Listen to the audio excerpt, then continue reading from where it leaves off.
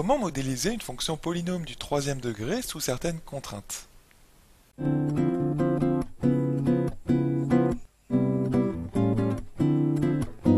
Bonjour à toi et bienvenue dans cette vidéo Star en maths. Ici Romain, j'espère que tu vas bien. Alors dans cet exercice, on a une fonction f qui est définie sur grand R par f de x égale ax au cube plus bx plus c avec a, b, c qui sont trois réels. Donc trois réels qu'il va falloir en fait déterminer dans cet exercice, on va voir un petit peu comment. On a représenté ici à droite une partie en fait de la courbe de f ainsi que ses tangentes aux points A et B.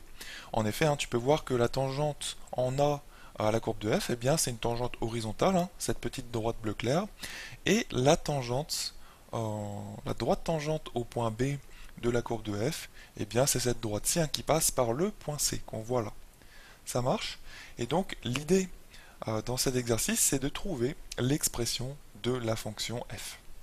Alors, il s'agit d'un exercice assez classique que l'on voit dès la première S, dans lequel en fait il va s'agir de trouver le A, le B et le C. C'est ça que ça veut dire quand on nous demande de trouver l'expression de f. Il faut vraiment trouver les valeurs de petit a, petit b et petit c. Et en fait, on va vouloir les trouver de telle façon à ce que la courbe de f respecte ces conditions, ces contraintes en fait qu'on a ici à droite sur le graphique. Et ces contraintes, en quel nombre sont-elles? Eh bien, regardons un petit peu plus notre graphique. Tu vois que la courbe de notre fonction f, en fait, les seules choses qu'elle doit respecter, cette courbe de f, c'est tout simplement que, elle doit passer par le point A. Le problème, le point A, en fait, on ne connaît pas vraiment sa coordonnée suivant y, on connaît uniquement, en fait, son x, qui est 3,5. Surtout, ce qu'on a au niveau du point A, c'est que la courbe de f a une tangente horizontale au niveau du point A. On a aussi l'information suivante, c'est que la courbe de f passe par le point B, et là c'est plutôt pas mal parce que le point B, on connaît vraiment entièrement ses coordonnées, on connaît son x et son y, à ce point B, c'est tout simplement 5 et 0 comme y. Et aussi, au niveau toujours du point B, la courbe de f a une tangente qui est en fait la droite CB1. Et C, on connaît ses coordonnées aussi, puisque tu vois, ce sont des coordonnées très simples à avoir, des coordonnées entières qui sont 2 et 6.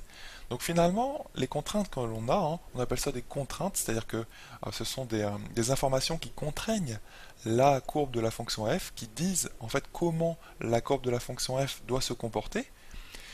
Ces contraintes sont en nombre de 3, et ce sont celles-ci.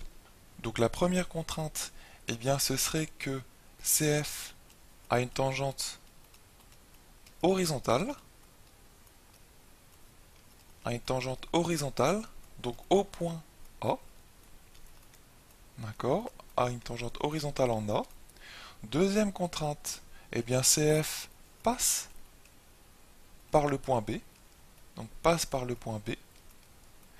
Et la troisième, CF, c'est encore une information au niveau d'une tangente, a en fait la droite CB, on va le dire comme ça, à la droite CB. Donc tu te souviens, une droite, on met toujours ça entre parenthèses, comme tangente au point B. Donc cet exercice, c'est vraiment ce qu'on appelle un problème de modélisation, c'est-à-dire qu'on cherche à modéliser la courbe de la fonction comme on le désire en fait. On lui impose des contraintes, d'accord? Et du coup, la courbe de la fonction f devra satisfaire ces contraintes. Donc devra passer par le point B, on veut qu'elle ait une tangente horizontale ici, en fait qu'elle ait un espèce de maximum local ici, tu vois, elle va monter, puis elle va redescendre juste après, et au niveau de B, on veut vraiment que elles descendent suivant cette tangente-là, d'accord, suivant la tangente, la droite CB. Donc ça, c'est vraiment un problème de modélisation. C'est quelque chose qui est très intéressant parce que ça se rapproche presque d'un problème d'ingénieur. Tu vois, un ingénieur, par exemple, qui dessine la carrosserie d'une voiture, il veut que cette carrosserie fasse pas n'importe quoi. Il va pas donner n'importe quel coefficient à sa fonction, à la fonction qui dessine la carrosserie de sa voiture. En fait, il veut que la carrosserie satisfasse certaines conditions, donc ça satisfasse certaines conditions esthétiques par exemple, ou techniques, et du coup, il va obtenir sa fonction à partir des contraintes qu'il va imposer. Et bien là, c'est pareil, en fait, on commence par émettre des contraintes que en fait la courbe de la fonction on aimerait qu'elle satisfasse, et à partir de ces contraintes, on va obtenir la fonction qui va servir après à, par exemple, construire cette carrosserie. D'accord? Donc c'est vraiment un problème qui, là je t'en ai donné un exemple, mais ça peut avoir d'autres applications. Problème de modélisation de fonctions. Donc là en fait on a écrit nos trois contraintes.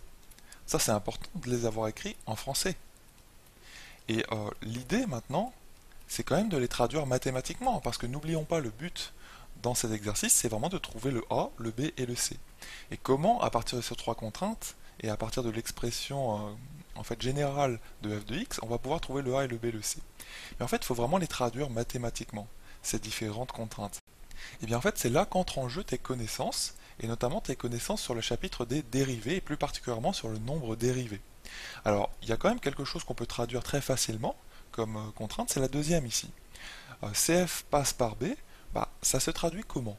Bah, ça veut tout simplement dire, vu que B a comme coordonnée, on peut le répéter, hein, c'est tout simplement 5 et 0.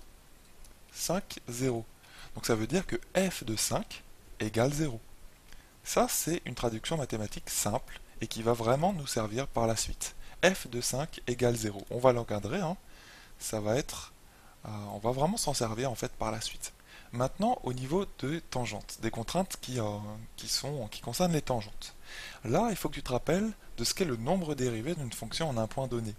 Donc, dans cette vidéo, on ne va pas rappeler exactement d'où il vient, comment ça marche un nombre dérivé. Il faut vraiment que tu saches ce que c'est, hein. On rappelle très rapidement ce que c'est. Un nombre dérivé, et plus particulièrement le nombre dérivé d'une fonction en un point donné, eh bien, c'est f' de a. Alors f' de a, je le rappelle ici comme étant un petit point court, alors je vais le rappeler juste ici par exemple, f' de a, c'est ce qu'on appelle le nombre dérivé de f en a, nombre dérivé de f en a, tu vois que ça fait intervenir du coup la fonction dérivée qu'on calcule donc pour x égale a, donc ça c'est nombre dérivé de f en a, c'est comme ça que ça s'appelle, et graphiquement ça a une signification très précise en fait. F' de a c'est le coefficient directeur de la tangente à la courbe de f en A. C'est aussi ça. Donc ça c'est très important, c'est ce qu'on va utiliser. Donc ça c'est le coefficient directeur. Coefficient directeur.